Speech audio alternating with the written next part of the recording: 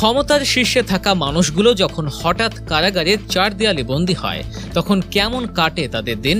একসময়ের প্রতাপশালী মন্ত্রী, এমপি আর উপদেষ্টারা এখন সাধারণ কয়েদি। তাদের জীবনযাত্রায় এসেছে নাটকীয় পরিবর্তন। এই নিয়েই আজকের আয়োজন। পুরো ভিডিও দেখতে থাকুন, সাবস্ক্রাইব করে আমাদের সাথেই থাকুন। শেখ হাসিনা ভারতে আশ্রয় নিলেও তার অনেক সহযোগী দেশে আটকা পড়েছেন। কদিন আগেও যারা ছিলেন তুমুল ব্যস্ত সেই এমপি মন্ত্রীদের 24 ঘন্টা এখন কাটছে কারাগারের নিঃসঙ্গ প্রকোষ্ঠে। এক সময় যাদের কথায় দেশ চলত, জেলখানায় এখন তাদের সময় কেমন কাটছে। কারাগারে থাকা এই ভিআইপি আসামিদের নিয়ে কারা কর্তৃপক্ষকে বেশ বিড়ম্বনায় পড়তে হচ্ছে। তাদের উগ্র আচরণ, কারা নিয়ম না মানা এবং অদ্ভুত সব দাবি দাওয়া সামলাতে হিমশিম খাচ্ছে কর্তৃপক্ষ। সালমান এফ রহমানের কারা জীবন।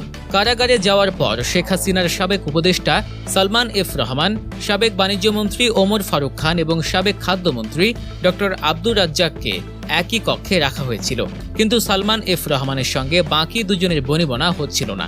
তিনি প্রায়ই চিৎকার করে কথা বলতেন, যা অন্যদের বিরক্ত করত।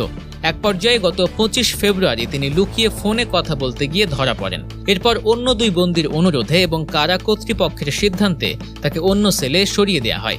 এমনকি তিনি সেলের ভেতরে একটি টিভি দেওয়ার জন্যও আবেদন করেছিলেন, যা কারা কর্তৃপক্ষ সরাসরি খারিজ করে দেয়। অন্যান্য আলোচিত বন্দীরা। জুলাই আগস্ট হত্যাকাণ্ডের অন্যতম মাস্টারমাইন্ড হিসেবে অভিযুক্ত সাবেক আইজিপি আব্দুল্লাহ আল মামুন এবং ঢাকা দক্ষিণ সিটি কর্পোরেশনের সাবেক মেয়র আতিকুল ইসলামকেও গোলাপ সেলের পাশের একটি কক্ষে রাখা হয়েছে। জানা গেছে আব্দুল্লাহ আল মামুন তার স্ত্রীর দেয়া বই পড়েই সময় কাটাচ্ছেন।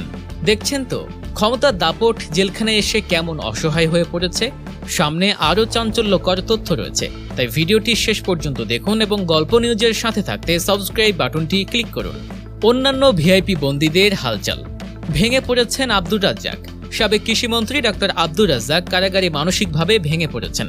তিনি প্রায়ই বিষণ্ণ থাকেন এবং সেলের মধ্যে একা একা বসে কাঁদেন। দাপট কমেনি শাহজাহান খানের। সাবেক নৌ পরিবহন মন্ত্রী শাহজাহান খানের দাপট যেন কমেইনি। কারাগার থেকে আদালতে নেওয়ার সময় তিনি হ্যান্ডকাপ করতে চান না এবং পুলিশকে গালিগালাজ করেন। এমনকি কাউকে কাউকে রাজাকারের বাচ্চা বলেও গালি দেন।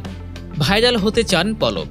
অন্যদিকে সাবেক প্রতিমন্ত্রী জুনাইদ আহমেদ পলক তার সেল সঙ্গী সাবেক মুক্তিযুদ্ধ বিষয়ক প্রতিমন্ত্রী এবি তাজুল ইসলামকে নিয়ে সেলে গান গেয়ে সময় কাটান। যখনই তাকে আদালতে নেওয়া হয়, তিনি সাংবাদিকদের ক্যামেরার সামনে বিভিন্ন মন্তব্য করে ভাইরাল হওয়ার চেষ্টা করেন। আত্মবিশ্বাসী আনিসুল হক। দাপুটে ইনু, নিশ্চুপ দীপুমণি। সাবেক আইনমন্ত্রী আনিসুল হক বেশ আত্মবিশ্বাসী। তিনি এক কারারক্ষীকে বলেছেন, ডক্টর ইউনূস সরকার বেশি দিন ক্ষমতায় থাকবে না, তাই তাকেও বেশি দিন কারাগারে থাকতে হবে না। তার মতোই দাপুটে মেজাজে আছেন হাসানুল হক ইনু, যিনি কথায় কথায় কারারক্ষীদের রাজাকারের বাচ্চা বলে গালি দিচ্ছেন। তবে সম্পূর্ণ ভিন্ন চিত্র সাবেক শিক্ষামন্ত্রী ডাক্তার দীপু মুনির। তাকে বেশিরভাগ সময় চুপচাপ তসবিহ জপতে দেখা যায়। বদলে গেছেন ব্যারিস্টার সুমন। কারাবন্দী সাবেক সংসদ সদস্য ব্যারিস্টার সুমন অনেকটাই বদলে গেছেন।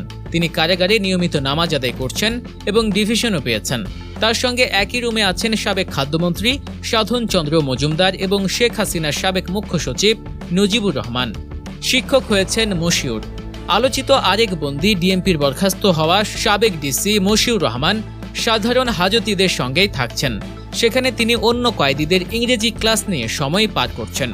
ডিভিশন পাওয়া বন্দীরা সাধারণ কয়েদিদের থেকে আলাদা সুযোগ সুবিধা পান। তাদের জন্য আলাদা ঘর, খাট, টেবিল, চেয়ার, ফ্যান এবং ব্যক্তিগত টয়লেটের ব্যবস্থা থাকে। প্রতিদিন 2টি পত্রিকা দেয়া হয়।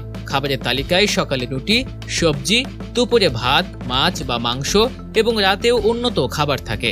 তারা মাসে একবার পরিবারের সঙ্গে দেখা করার এবং সপ্তাহে একবার ফোনে 10 মিনিট কথা বলার সুযোগ পান। এভাবেই কাটছে এক সময়ের ক্ষমতাধর ব্যক্তিদের কারা জীবন। সময় মানুষকে কোথায় নিয়ে দাঁড় করায় তা সত্যি বিস্ময়কর।